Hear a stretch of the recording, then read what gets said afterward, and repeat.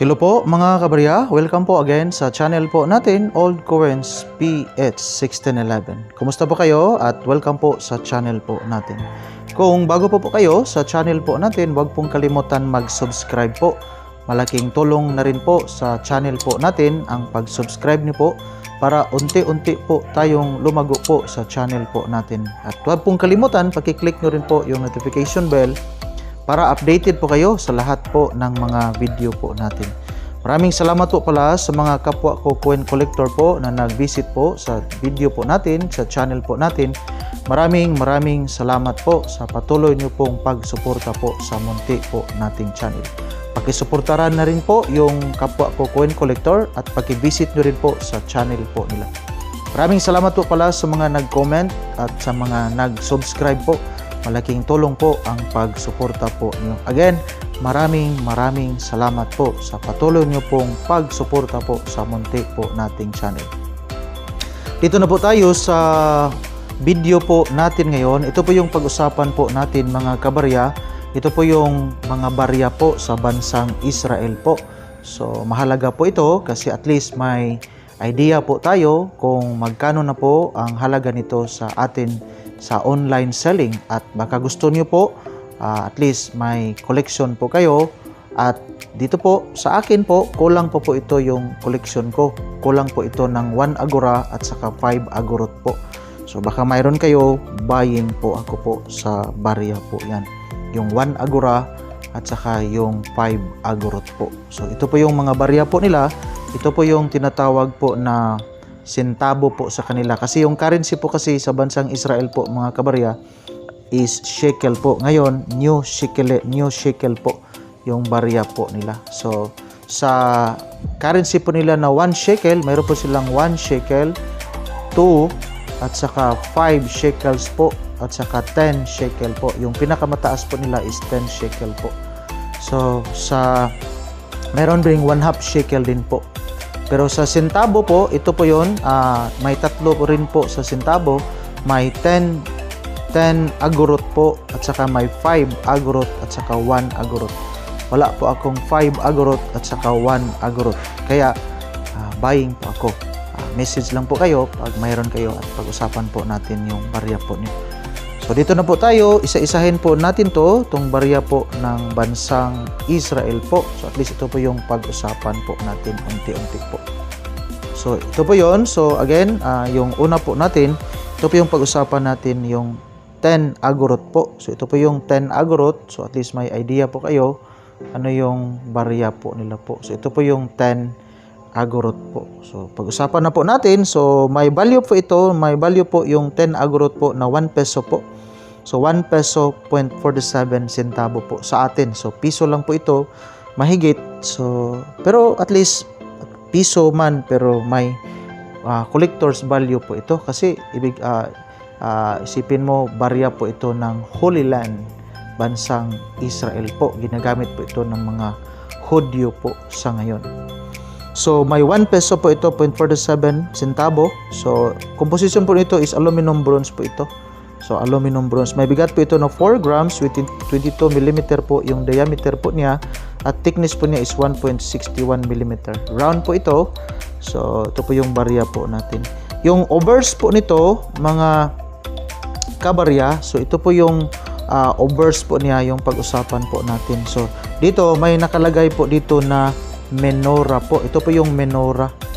So may candlestick po ito with 7 candles. So 7. Menorah po kasi yung tawag pag 7. Yung 9 po, Hanukkah po yun. Hanukkah. So yan po. So ito po yung replica po ito ng coin na Matathias Antigonus with 37 to 40 BCE po with 7 bronze candelabrum. So ito po yung menorah po. So may nakalagay po dito, tatlo po kasi ito, may English po, so Israel, may nakalagay din po na Hebrew at saka Arabic po. So dito po sa gilid with the state emblem po. So yan po, with the state emblem po dito sa itaas. Ito po yun, state emblem. Yan, menorah din po sa loob, plank with olive leaves po, so or branches po. While yung kaniyang reverse, ito naman po yung kaniyang reverse po. So may nakalagay po dito na 10 with nasa loob po ng square, agrot. By the way, yung word agrot po, Hebrew po kasi ito. Hebrew po yung, kung familiar po kayo sa word na agora, dito po kinuha kasi yung word po na agrot, plural po ito ng agora po. Yung agora sa atin, yung common po sa atin, ito po yung place po na marketplace po. So, yun yung singular po na agora. So, agora po yung isa. So, plural po niya is agorot na po. So, please may idea po kayo. Hebrew po yun, yung agora po. So, ito po yung 10 agorot naman po. Dito naman tayo sa 1/2 shekel po. So, ito po yung 1/2 shekel po sa bansang Israel po. So, ito po yung pag-usapan natin, yung 1/2 shekel din naman po. So, gawa po ito sa aluminum bronze po ito. Ito po yung 1/2 shekel po. So, ang value po nito sa atin, 7 pesos po ito. So, 7 pesos po 35 centavo po. So, may bigat po ito na 6.5 grams. Diameter po na 26 mm. Thickness po niya is 1.93 mm. Round po siya. So, ito po yung kaniyang, dito po tayo sa kaniyang reverse. Mauna, so ito po yung reverse. May 1/2 po na nakalagay with the, nakalagay po dito, Hebrew po, new shekel po. So, new shekel, ito naman, dito naman po sa ibaba. Translation po niya is new shekel po.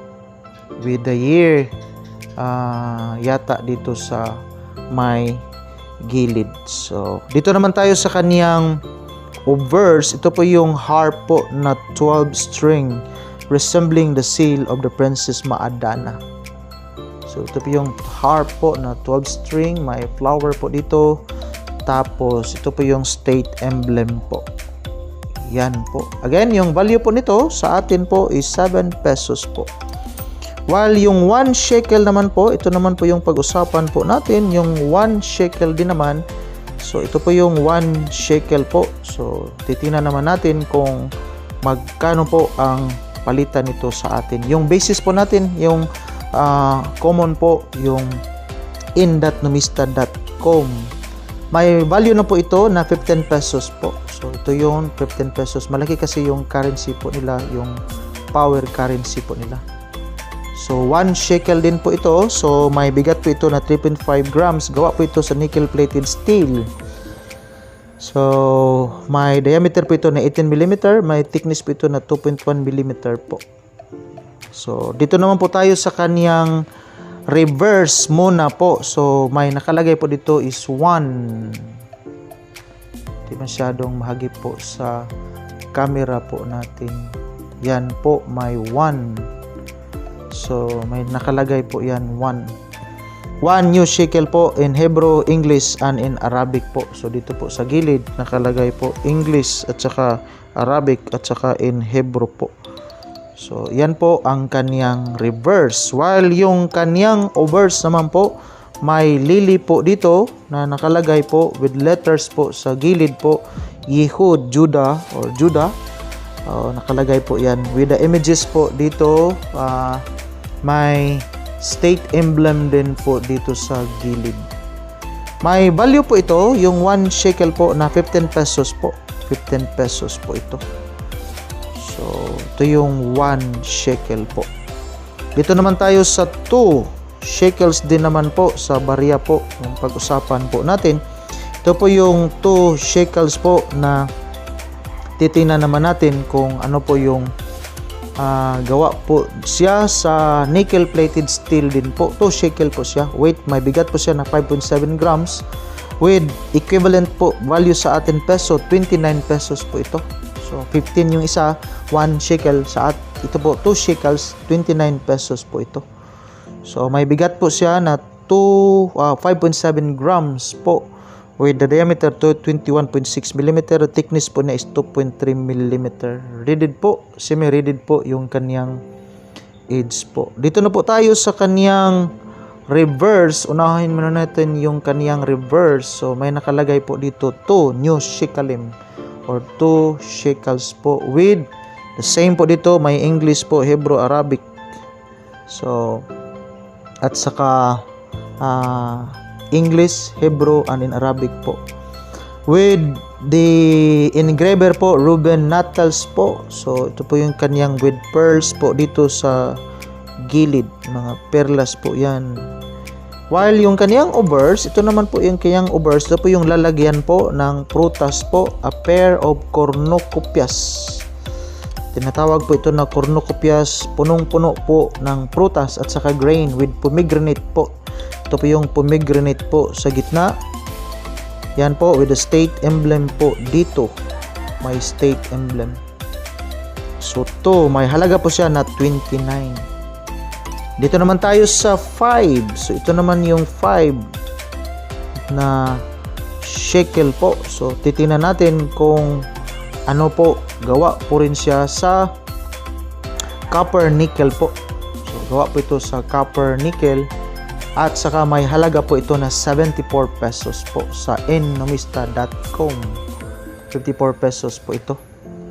So may bigat po siya na 8.2 grams with the diameter 24 mm, thickness po 2.4. Dodecagonal po siya, 12-sided po. So dito na tayo sa kaniyang reverse, may 5 again, 5 new shikalim po in Hebrew, Arabic, and in English po with the date in Hebrew po.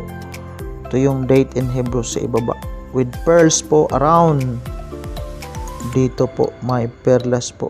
So with yung kaniyang obverse, ito yung column po, capital column po, then the emblem of the state of Israel dito po. So may capital column dito with the emblem, may pearls din na nakapalibot po.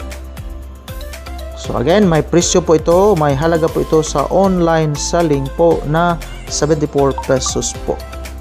While yung panghuli po sa barya po natin, ito po yung 10 shekels po. So ito po yung pinakamataas po na denomination po sa barya po ng bansang Israel. 10 shekels po with the value is 147 pesos po sa in.nomista.com. Sa eBay, mas mataas po ang selling price po nito sa eBay at saka sa Lazada din po. So dito tayo sa in.nomista.com, yan po ang halaga po niya. Bimetallic po ang baryang po ito. Bronze plated steel po sa gitna po. The nickel plated steel ring naman po. May bigat po ito na 7 grams. Diameter 23 mm. Thickness po 2.2 mm. Yung kanyang reverse, ito po yung reverse po. Denomination po na 10 new shekalim po in Hebrew. Again, Arabic and in English with the date po dito sa ibaba po. So, yan po.